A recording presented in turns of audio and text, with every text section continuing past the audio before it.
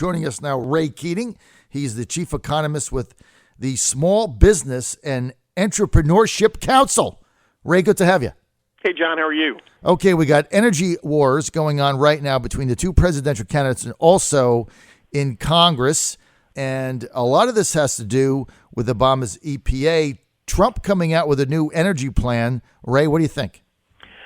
Yeah, well, there's actually things going on the energy front on all fronts, and people, I think, are shocked to hear that things are actually going on in Congress. That's right. So, in terms of what's going on in Congress, real quick, there's a bill that passed the House and one that passed the Senate, and the key issue there is that it would streamline the approval process for the U.S. to export natural gas to countries that we don't have free trade agreements with. Last time I checked, both sides of the aisle should be on board with increased U.S. exports. We lifted the ban on crude oil exports at the end of last year, and guess what? We're seeing exports of crude going around the world, and now we've got a very slow, bureaucratic, I know you're shocked, process for approving liquefied natural gas exports, and this would streamline the process, put a deadline on the bureaucrats and make them move. And you know what? That's good for U.S. jobs, for U.S. economic growth, U.S. investment. That's the bottom line. Well, look, Ray, you're a chief economist. Now, given the current presidential election, Trump's plan on energy, very different from Obama's. Actually, it's diametrically the opposite of him. He is looking for less regulation, more drilling. So I want to get to that and then get back to what's going to happen in the House and if they can get this done before the August recess. Yeah, the Obama administration has been simply abysmal on energy policy. And what's amazing is the private sector has forged ahead despite that. You see the private sector investment and innovation, and guess what? We went from being, everybody assuming that we were going to be dependent upon foreign sources of energy for as far as the eye could see, to we are the number one producer on the face of the planet in terms of crude oil and natural gas. That has been, in a bad economy for so many years, that has been the bright spot. That has been the good news story. The Obama administration, unfortunately, has been opposed to that across the board. They can't stand any kind of carbon-based energy. You mentioned EPA regulations. The list is long. Mr. Obama's been pushing for higher taxes on energy.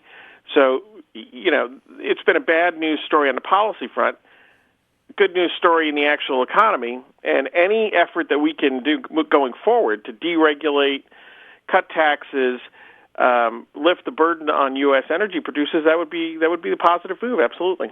So this energy bill was passed in the Senate some time ago. Now it's being taken up in the House. Obviously, if that passes, it's got to get reconciled. Where's it stand now? Yeah, it actually passed the House. So now we've got to go to the conference committee, and they've got to try to hammer out the differences. And this, of course, is, this is the part that you don't want to watch as a citizen, right? In many ways, because you've got to come to an agreement between both chambers, that new bill again, and then it's got to get past the president in terms of his signature. So there are a lot of question marks here. I mean, he's not going to sign it, right? Obama's not going to sign it. Yeah, in terms of the House bill, he said he's not going to sign that. So the question is what gets to his desk. Would I be shocked to see that, he stands against it? Unfortunately, no, based on everything we just talked about, right? So what happens now? I mean, he's not going to sign it.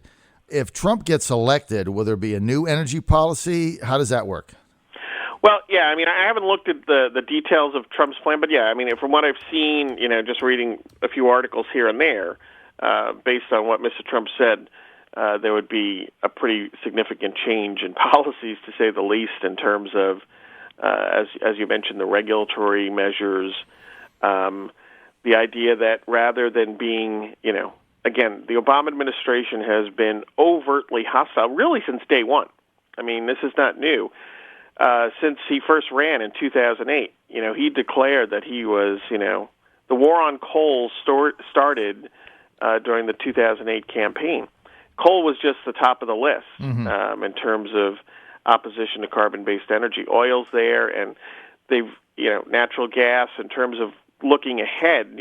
Mrs. Clinton, for example, Hillary Clinton, has said some very hostile things towards hydraulic fracturing or fracking. Well, guess what? That's one of the innovations that has brought us now to being the top producer in the world of natural gas.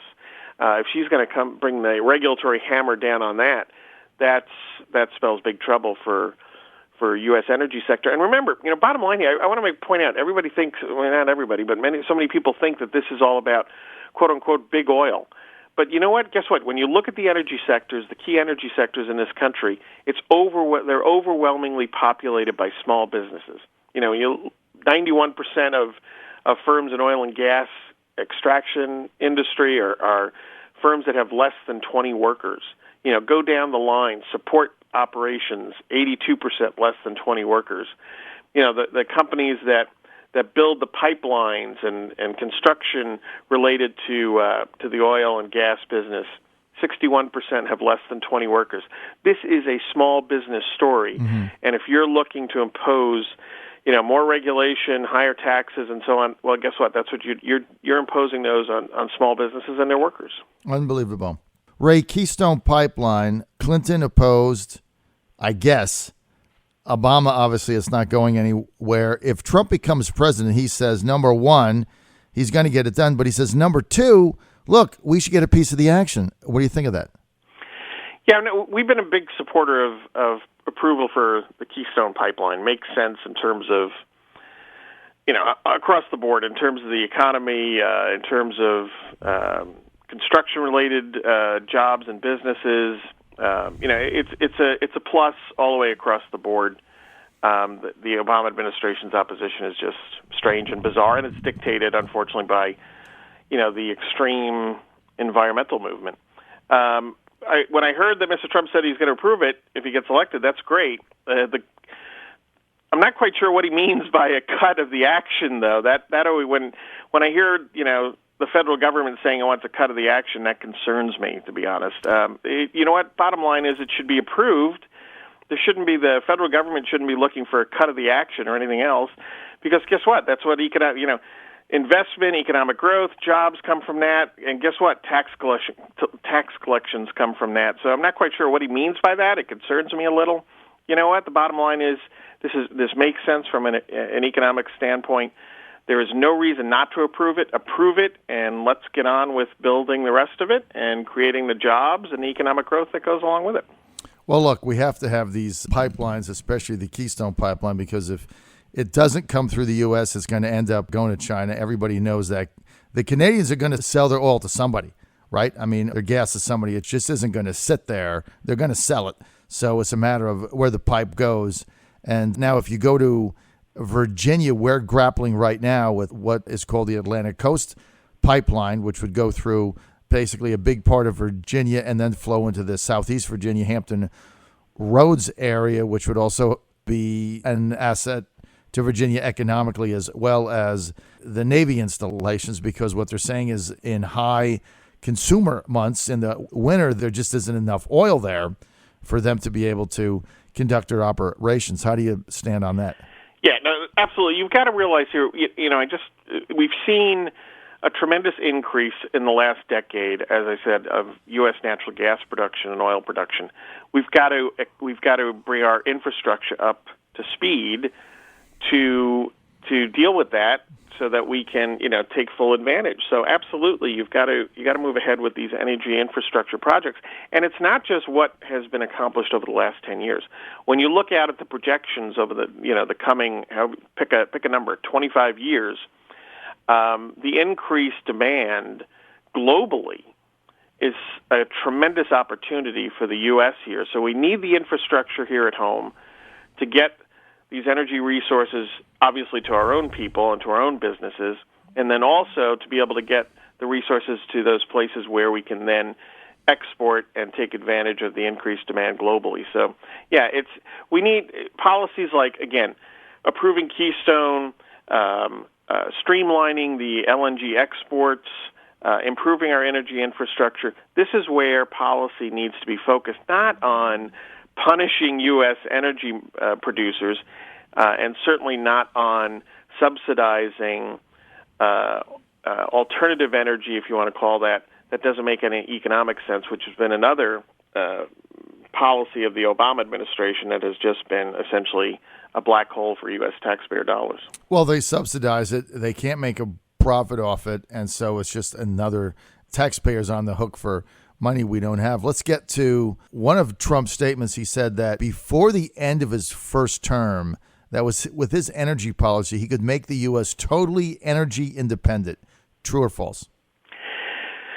Again, what does that term mean? I like the term energy security, and we have moved dramatically in that. And what I mean by that is, increased U.S. production here at home has made us less reliant on resources from some very shaky places in the world, as we all know. But you don't want to cut off exports and imports, because there are advantages to, for example, the type of oil that we produce here. It makes economic sense often to export that and import other grades of oil. So, again, the international marketplace works pretty darn well as the domestic marketplace does. So, again, it depends on what he means by that. If he means increasing U.S. production so that we can, get all those advantages, then fine. If he's talking about, more of a we'll produce everything here at home and we won't import anything at all, well, that doesn't make a heck of a lot of economic sense. You want to let the market work.